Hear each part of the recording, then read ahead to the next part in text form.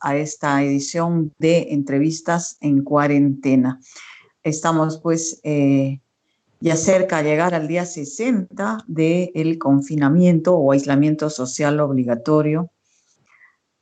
En algunos análisis que se han hecho ayer domingo en varios periódicos y programas dominicales, se nos da una pequeña esperanza. Estamos subiendo diariamente un número parecido de casos, 3.000, alrededor de 3.000. Hoy día han sido 2.400, lo que ha crecido, y el número de fallecidos también se estaría estabilizando, lo cual quiere decir que podríamos estar podríamos estar en la cima, ¿no? La curva viene así, la cima, y tenemos que todavía estar un tiempo así y luego comienza a bajar. ¿Y de qué depende eso? De un famoso número R, que es la cantidad de contagiados que una persona con el virus puede producir o provocar. Y eso depende de varios factores, pero uno de ellos, obviamente, es obedecer las restricciones, acatar las restricciones, evitar el contacto entre las personas. Entonces, en esa medida vamos a lograr, no se ha aplanado la curva porque la curva ha seguido subiendo, pero ahora estamos en una situación más o menos estable donde va así, pero sí podemos hacer que ahora comience a bajar. El comportamiento social es una de los factores más importantes. También está obviamente las acciones gubernamentales, por ejemplo, aislar suficientemente rápido o con efectividad a los infectados, entre otras, y dependiendo de las características también de nuestro medio social, ¿no? Hoy 11 de mayo, las cifras que tenemos son las siguientes: 1.961 fallecidos, es decir, casi 2.000 fallecidos, y contagios 68.822. Es posible que lleguemos a una cifra de 200.000 contagiados y unos 5.000 fallecidos. Esas eran más o menos las proyecciones. Lo importante es que podamos extender esto en el tiempo y podamos, como sociedad, salir adelante. Porque obviamente cada uno de estos números, que los leemos así, 1961, es una tragedia familiar, ¿no? Pero es lo que estamos viviendo. Entonces hay que tirar para adelante, mantener estas medidas sacrificadas para todos, pero no hay otro camino, por lo menos no se ha encontrado otro camino por el momento. Muy bien, hoy día vamos a conversar con el regidor de la Municipalidad Provincial, Jorge Condori Pacheco. Él está haciendo una serie de propuestas porque efectivamente en la ciudad, más allá de que hay un comando regional y un gobierno regional y una gerencia regional de salud que se ocupan de los temas sanitarios en específico, la marcha de la ciudad en esta situación especial sigue a cargo de los municipios y fundamentalmente del municipio provincial.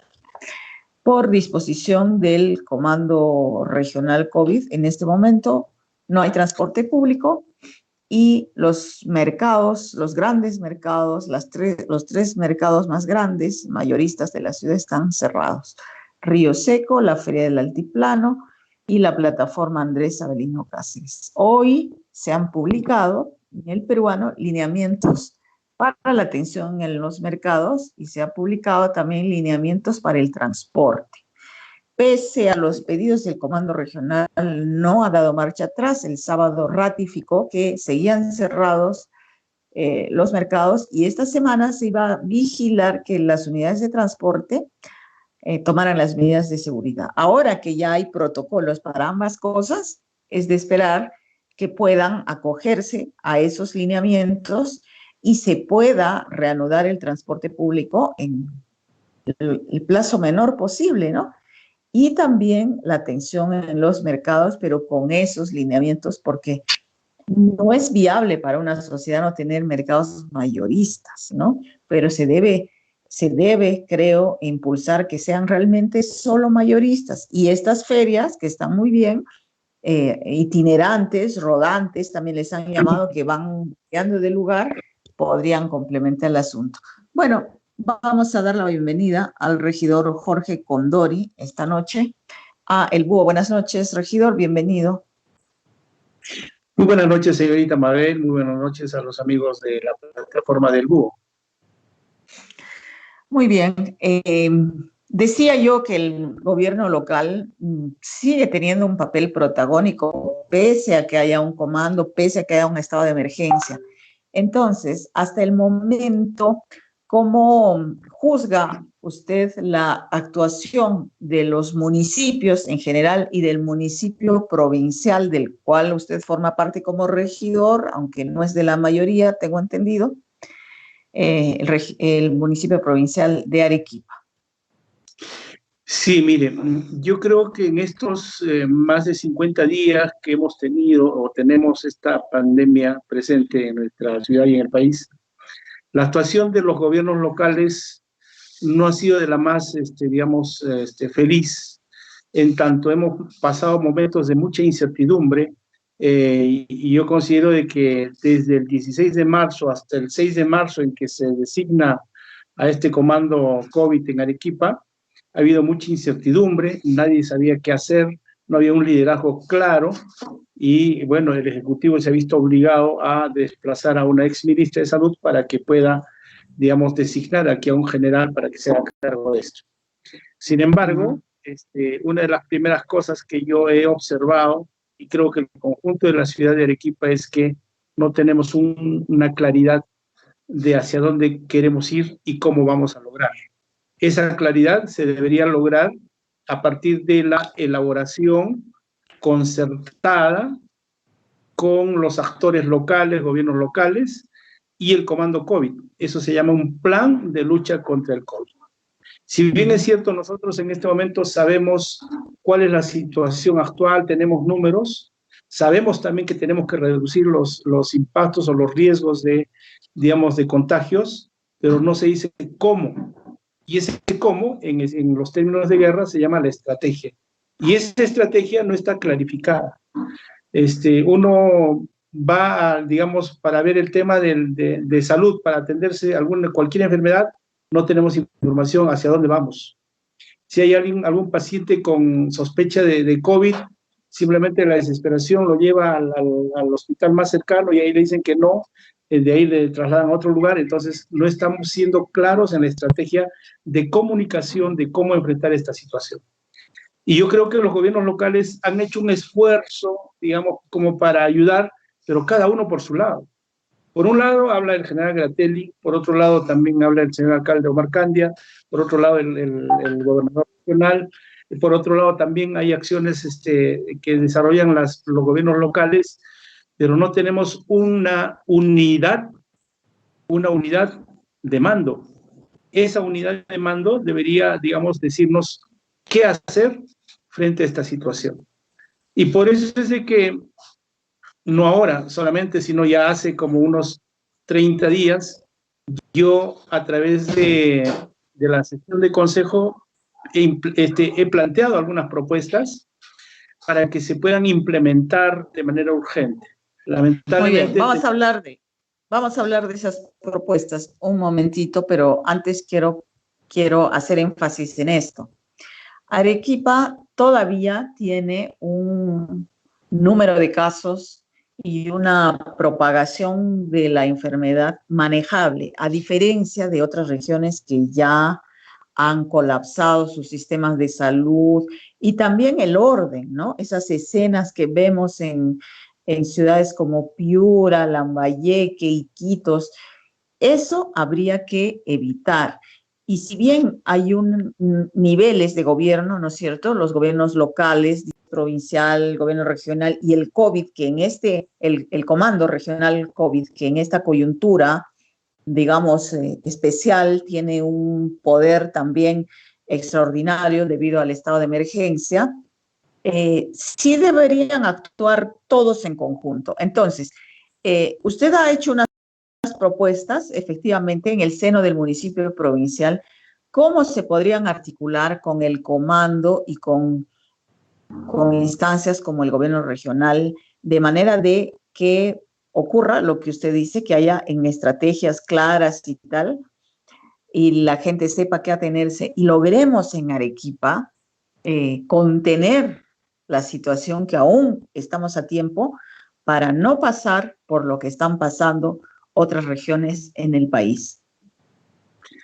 Bueno, como usted bien lo ha dicho, estamos todavía a momento, estamos todavía, digamos, con el tiempo en que el contagio no está superando la situación de otras ciudades. Pero eso lo tenemos que hacer, como dije, de manera concertada. Y esta concertación implica, pues, un acuerdo entre el nivel de gobierno regional, provincial y los alcaldes distritales, y la intervención de los sectores comprometidos. De modo que para cada sector implementemos una determinada política, una estrategia que nos permita realmente evitar la masificación de los contagios. Y eso... Resumiendo sus propuestas, regidor, vamos por partes. A ver, por ejemplo, ahorita preocupa el transporte, que además es competencia municipal y que no hay en este momento. Hay un protocolo, pero no sabemos si se va a cumplir, cómo se va a garantizar que se cumpla, cómo garantizamos que no sean vehículos de contagio. Efectivamente, en el transporte público, que es uno de los espacios donde se corre alto riesgo de contagio, se tienen que tomar algunas medidas. Estas que ha lanzado el presidente de la República respecto a que las unidades de transporte no deben llevar pasajeros de pie y que tienen que ir de acuerdo a la capacidad de los vehículos, solamente pasajeros sentados y en 2 columnas, nos parece importante.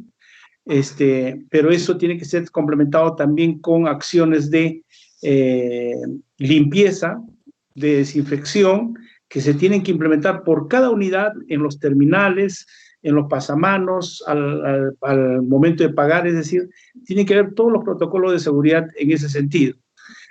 Y ahí el gobierno local, provincial, tiene que fiscalizar de que las empresas de transporte realmente cumplan con estos protocolos. Otra de las acciones que tenemos que realizar es de que, habiendo poca capacidad de traslado de personas, se tiene que dar una flexibilización para que el servicio de taxi, cumpliendo también con protocolos, puedan circular. Pero también tenemos que tener el cuidado de que no circulen todos en el mismo día, sino que se tienen que aplicar políticas de plaqueo, ya no solamente en el centro histórico, sino también en Arequipa metropolitana. Entonces, ahí creo que la policía, el gobierno local tienen que articular acciones y evitar, por ejemplo, de que las unidades de transporte privado se estacionen en las calles de Arequipa. Ahí se tiene que actuar con mayor rigurosidad con la Policía Nacional para que estas unidades realmente sean llevadas a depósito y obviamente sean sancionadas como debe ser. Entonces, ahí hay... Apuntando a una normalidad progresiva, ¿debería haber pico y placa también para los particulares o no? Por supuesto, el pico y placa está propuesto como para que sean para unidades públicas y para privados, ¿no? Entonces, ahí sí tiene que haber mucho control, mucha rigurosidad. Pero ahí quiero llamar la atención también en el sentido de que en este momento se están llevando muchos vehículos a un depósito de la policía en el pueblo joven Miguel Grau. Sin embargo, se están aplicándoles una multa que corresponde de acuerdo al Reglamento Nacional de Tránsito de M41, que la multa es de 6.450 soles. Sin embargo, esta infracción que se está imponiendo a los malos conductores no tiene que ver con nada de lo que estamos viviendo, y probablemente más adelante esto va a caer en el vacío, o sea, no van a ser efectivas. Entonces, ahí es urgente que a través de transportes y de la municipalidad provincial podamos imponer una sanción que realmente los transportistas cumplan con pagarlo en su momento. Bien, hablemos de los mercados. Ahora, el gran problema de los mercados que a nivel nacional se ha identificado como la fuente más importante probablemente de contagios. En Arequipa se ha resuelto momentáneamente, ¿no es cierto?, cerrándolos, pero eso no va a ser viable. ¿Qué hacer con los mercados? Mire, yo tengo la impresión de que hemos cerrado los mercados y los hemos dejado a su cuenta, que cada mercado resuelva su problema. Y creo que no es la solución. La solución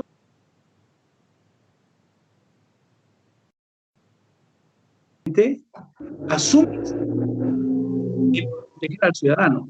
Y si hay que hacer alguna acción que realmente contribuya a minimizar el riesgo de contagio, tiene que ser a partir de los gobiernos locales. Son los gobiernos, el gobierno local provincial y los gobiernos locales distritales, donde están ubicados estos mercados mayoristas, deberían inmediatamente proceder a acciones de desinfección, ¿no? De mejoramiento de los servicios higiénicos, de mejorar los accesos, de hacer una señalización, de modo que el comercio en esa zona sea de manera ordenada, pero los estamos dejando a que los comerciantes hagan. Los comerciantes, aparte de los problemas que tienen y, digamos, las bajas ventas que en este momento están sufriendo, obviamente no se van a preocupar por ese problema. A ellos les interesa vender, sí, pero a nosotros como autoridades nos compete justamente contribuir para que... Ahí hay que hacer ese esfuerzo, creo, desde los gobiernos locales, y sí ser bastante rígidos también en que los mercados mayoristas tienen que conducirse como tales, como mercados mayoristas de distribución, y se facilite también el comercio en los niveles distritales. En el nivel distrital podríamos tener fijadas fechas, espacios, no solamente para un mes, 2 meses. Pareciera que las autoridades están pensando en que esto se va a resolver en 1 mes o 2 meses.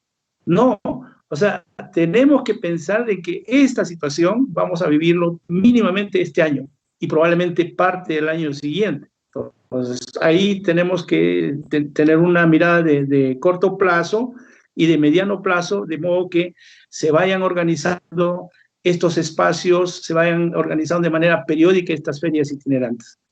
Y obviamente muy bien, tenemos personal para controlar y fiscalizar de cómo se está haciendo la comercialización. Claro, hay que aprovechar esta coyuntura para solucionar estos problemas de hacinamiento, de informalidad, de insalubridad, que tienen mucho tiempo, y que nada los podía resolver. Por ejemplo, en la plataforma Andrés Avelino Cáceres, quizás sea una oportunidad para eso. Bueno, el tiempo nos está ganando. Yo le quiero pedir, para cerrar, hablar de un tema que he visto entre sus propuestas y que se refiere al gobierno electrónico. Esta situación de distanciamiento social al que nos obliga esta pandemia puede impulsar este gobierno electrónico de manera de hacer el Estado en todos sus niveles más eficiente. Por ejemplo, en el nivel provincial, ¿cómo concibe usted la posibilidad de que se implemente un gobierno electrónico? Mire, esta idea del gobierno electrónico no es una idea mía, es una idea que ya viene desde el año 2007, a través de lo que se llama la Política Nacional de Modernización de la Gestión Pública, así es, y que plantea 5 pilares y 3 ejes transversales, y donde dice que el gobierno electrónico debe ser implementado por los gobiernos locales y por todos los niveles de gobierno. Nosotros diariamente tenemos un aforo de cerca de 300, 400 personas en la municipalidad para que vayan a hacer todo tipo de trámites. Me refiero al local del filtro. Estas personas podrían dejar de ir si es que la municipalidad les da opción para que, por ejemplo, pago de papeletas, tributos, autovalúos, todo eso se haga a través de una agencia, de un banco, a través de un banco, y desde su casa con el código simplemente decir que ya se pagó, y la municipalidad le devuelve un formato, un ticket o un recibo de que ya se canceló. Ese tipo de acciones ya se hacen en Lima, en San Isidro, en Miraflores, en varias municipalidades. Por ejemplo, cuando uno quiere hacer solicitar una partida de nacimiento o algún certificado, una constancia, paga lo que corresponde en el TUPA y recibe directamente en su casa el documento. De este modo podríamos evitar de que la gente se traslade al espacio de la sede municipal, lo congestione y corra también este riesgo. Las licencias también podría tramitarse en esa modalidad, ¿no? En esa modalidad. Ahora, esto en la municipalidad provincial sí, pero también debería trabajarse esto en las municipalidades distritales. Y ahí tiene una gran labor la presidencia del Consejo de Ministros de generar un software o una plataforma única para todas las municipalidades, y las municipalidades solamente tendrían que alimentar esa plataforma. Entonces yo creo que esta es una de las cosas urgentes y, como usted bien ha dicho, es una oportunidad ahora para su implementación. O sea, la necesidad nos está obligando a que lleguemos a este punto. Muy bien. Bueno, regidor, esperemos que el alcalde también pueda escuchar sus propuestas y lo puedan conversar en el seno de la municipalidad provincial y de manera conjunta lo propongan al comando regional y vayamos avanzando, que tampoco es que tengamos tanto tiempo porque los problemas acechan, ¿no?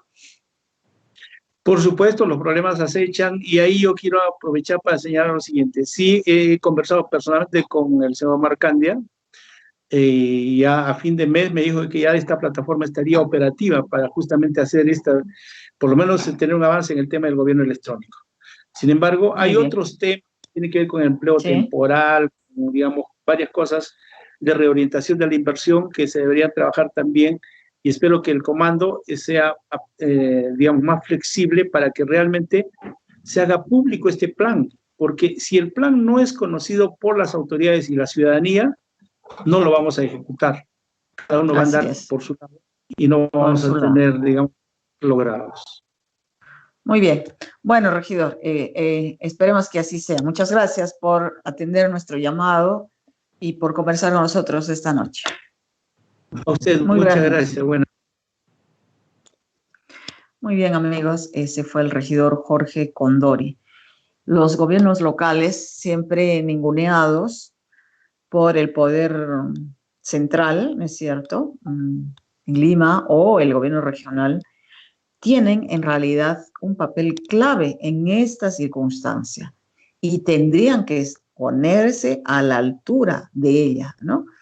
Especialmente los distritales. Algunos, por ejemplo, con este tema de las canastas, señalan que se ha demostrado la inutilidad, la inoperatividad, la no necesidad, diré, de que existan estas instancias distritales.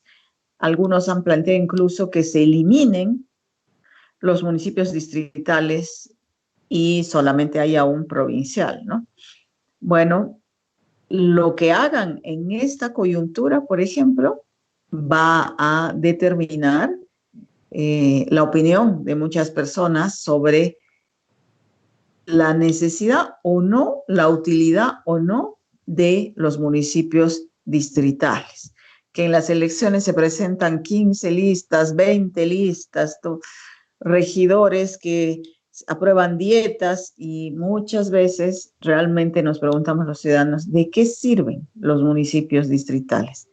Bueno, en esta coyuntura sí podrían servir muchísimo. Ojalá que puedan demostrarlo.